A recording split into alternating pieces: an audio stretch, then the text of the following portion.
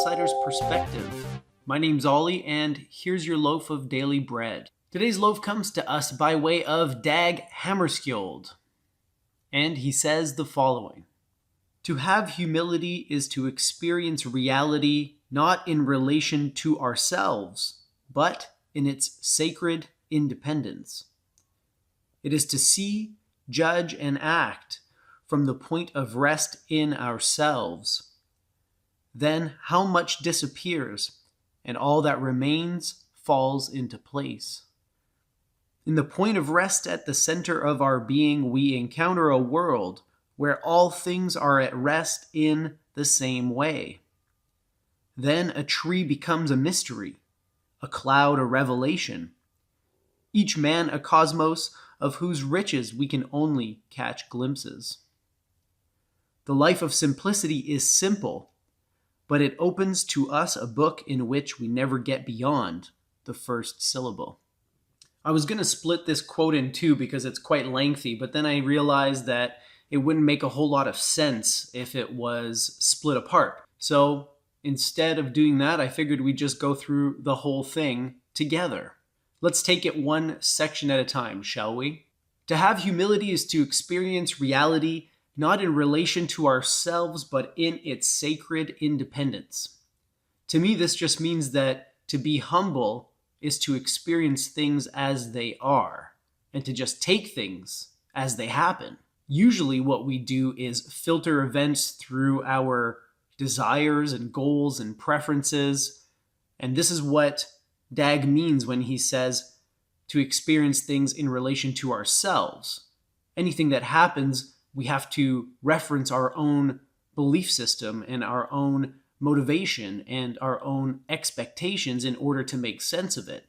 And only then do we pass judgment on an event, a person, a situation, or whatever it may be. But when we have humility, we just experience things as they happen. We don't have to wonder whether this works in our favor or not, or whether or not something happened the way we wanted it to happen. We just take it as it is in its sacred independence. This means that we look and judge and act from a place of stillness at the core of our being, a point of rest in ourselves. And when we do this, all the false beliefs and all the useless things dissolve. And what's left over is the real, the beautiful, the true. And it all just falls into place. He talks about the point of rest being at the center of our being, and to me this sparks images of a tornado. That's kind of how I view the mind and the personality in a lot of ways. When you're on the outer edges, on the fringes of the personality, you're being swept around by different beliefs and opinions, different emotions. But as you know, at the eye of the storm, there is a point of perfect stillness, so that no matter how powerful the tornado is, you can always find refuge at the very center of it. Well, the still point that Dag is talking about here is at the center of the personality. It's the very nucleus from which the personality grows, like a flower, blooming outwards. And what happens when we act and judge and see from this point is that the whole world changes.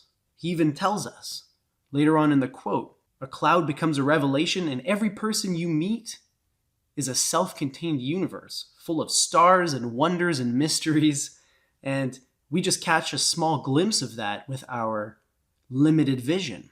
In a sense, what Dag is talking about here is the life of simplicity. Internally, we're getting rid of things. We're dismissing illusions. We're rectifying crooked and distorted beliefs, and this creates space and allows us to think clearly. But note what he says at the very end of the quote. He says, "The life of simplicity is simple, but it opens to us a book in which we never get past the first syllable." To me, this just means that we get so much more out of living simply. And in fact, by eliminating all of these false beliefs and all of these unhelpful opinions, what we're doing is we're destroying barriers.